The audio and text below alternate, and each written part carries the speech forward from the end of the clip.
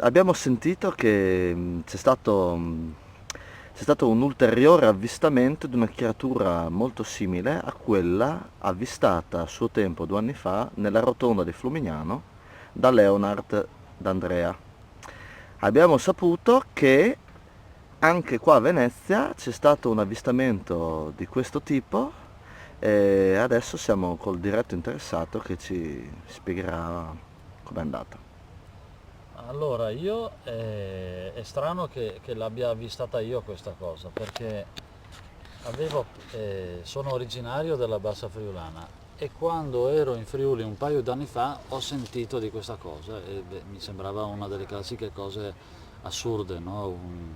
Quelle che adesso si chiamano fake, quindi una cosa inventata e non ci avevo fatto caso, pensavo fosse uno scherzo questa cosa.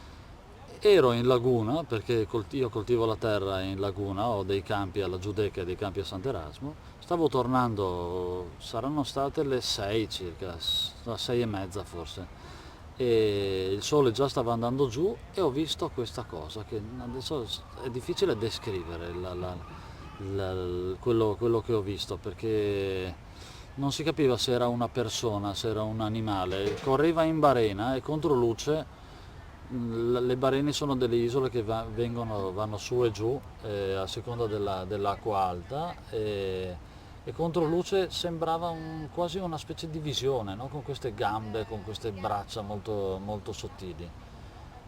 E pensavo che stessero girando un film, perché girano vari film a Venezia, e quindi sono tornato a casa, sì, senza dare particolare peso a questa cosa. Poi ho saputo che anche altri pescatori che conosco nella zona avevano visto lo stesso, ci siamo informati, conosco varie persone che lavorano nel cinema, che hanno varie agenzie e non c'erano film in zona che venivano girati.